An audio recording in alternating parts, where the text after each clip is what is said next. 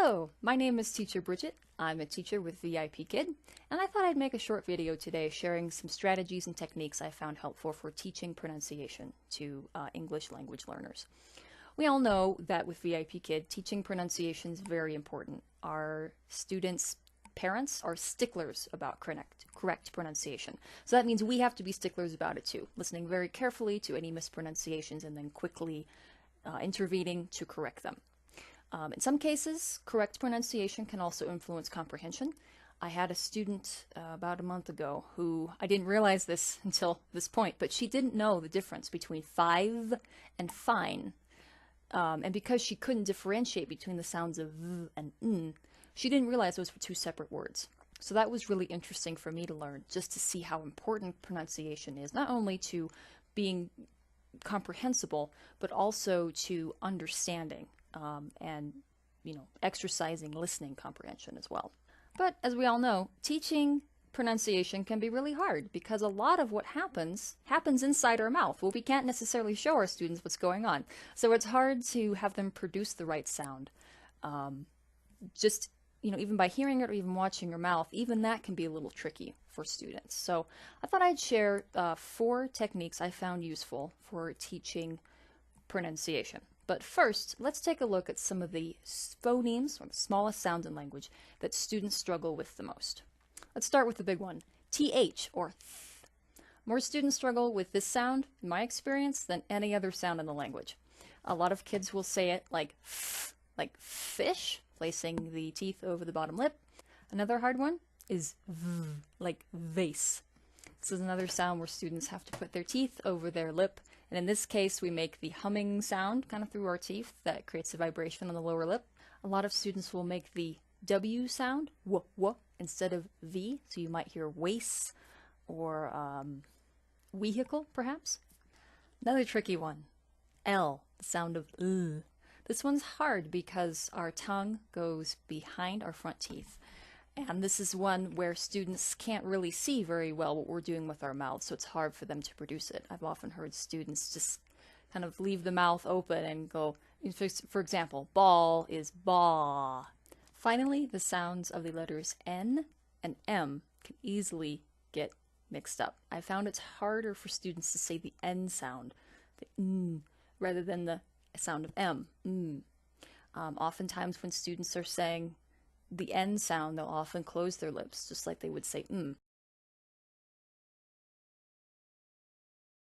My number one go-to tool is this, my magnifying glass. Here's why. You can do this, ta-da! And suddenly your mouth is much bigger, and for sounds that are easily seen in the mouth, like versus this is a really good way for highlighting that. And it's also fun because it gets students' attention right away. It makes your mouth, your face look so absurd that they're glued to the screen. And then when you have their attention, you can show the correct modeling of the mouth, the teeth, the lips, and sometimes the tongue, so that way they can produce the right sound. Once you start using it, kids really, really enjoy it. I've seen kids do like this before. We're like, oh, look, my mouth is big too. Because they want to play along with you. They want to look silly. And the fact that this has a silliness factor makes it all the more effective. Another really effective strategy I found is using hand movements. You've probably seen me do this, like sound of These gestures can help illustrate what different parts of your mouth and your face should be doing when you say a sound. For students who add the extra schwa or ah sound at the end of words, like big becomes bigger, I use this. We go big, to show that our mouth closes very quickly. We don't go ah, we go big. You'll also find that in the VIPKID curriculum, when we're teaching synthetic phonics of consonants, you'll often see Meg and Mike on the screen doing strange little gestures, like when we teach the sound of the letter D, he's knocking on a door, duh, duh, duh. When we're teaching the sound of B, he's beating his chest like buh, buh, buh. Or when we're teaching the sound of R, Meg is wearing bunny ears and going like this. And those are actually pretty helpful, I found, because those are other gestures you can use and that students can do with you to help again, kind of imitate what that sound is supposed to sound like. When I'm correcting pronunciation, even with my older students, I'll continue to use those gestures because, particularly with the sounds of B and D, often, easily transposed, just doing those gestures will help them hear and draw attention to what that sound should be. So if we say abdomen, it's easier for them to pronounce that word when we have the hand gesture with it. And I won't have them, for level 5 student. I mean, if they want to do it, that's great, but I don't really push it that hard. It's more important at that level that they can hear the phoneme and produce it. Combined with that, I'll also use some exercises to help kids get the parts of their mouth in the right place. For example, if a student is having a hard time saying the L sound, I'll go la la la l. And again, that's not synthetic phonics. L does not say la la la. L says l. But that's just to get them to help them hear and know where their tongue is supposed to go. It goes behind the teeth at the top of the mouth. If you don't do that, I found it's really hard for students to hear that L sound and know where their tongue is supposed to go. Another one, we have trouble saying the sound of V. I'll again use my magnifying glass. And you see that? Yeah. We'll go va va va v. Again, showing that these teeth go on the lip.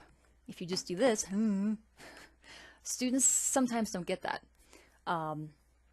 Another thing I'll do is, particularly with the TH sound, is, again, this is not synthetic phonics, but this is just to get their attention and get them thinking about what they should do with their mouth.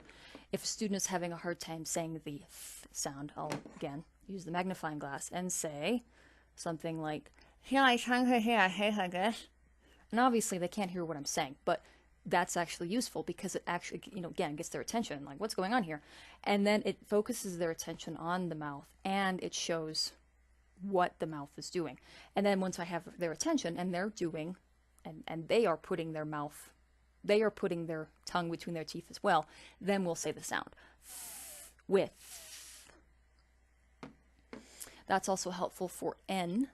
If a student really has trouble when the gestures, like aren't working, I'll do this. See how my teeth are closed like this? And then that usually will help them say, oh, okay, and then we'll say the sound, and then we'll say the word in which they're having difficulty, like bun. Another strategy I found that works very well, particularly with lower level students who are having a really hard time producing the sounds. Say it really loud!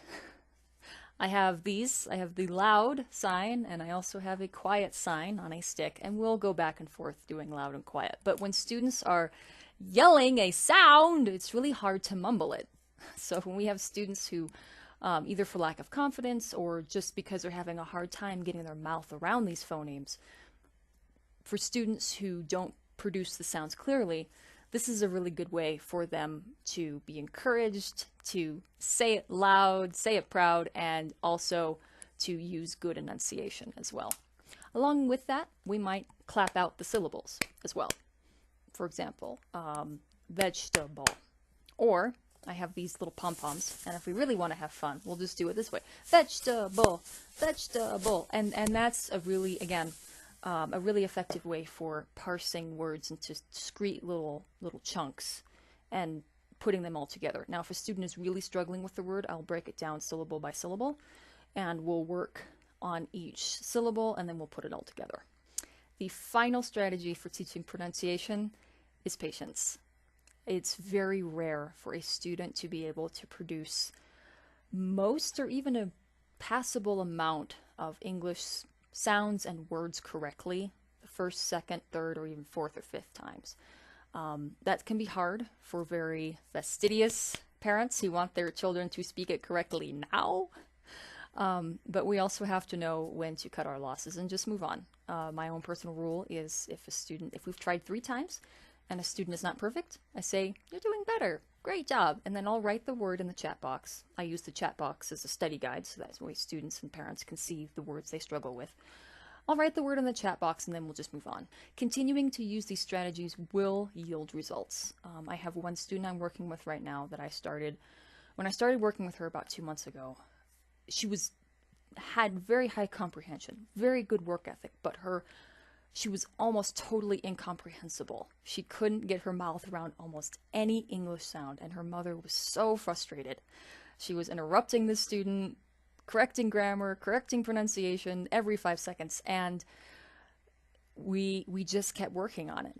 We would work on the sounds every single time, and I tell you, I see her now, she's almost a totally different student. I mean, we work on pronunciation, but it's not 80% of the class anymore. It's like 50 or maybe even 40% of the class.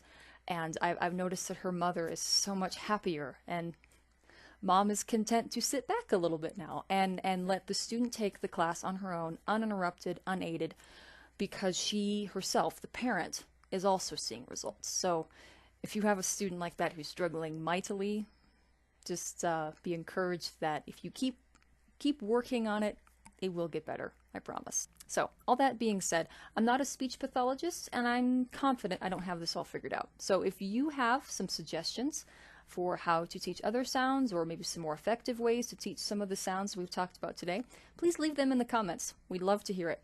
And thank you for watching. If you like this video, please give it a good old thumbs up. And I will see you again. Goodbye.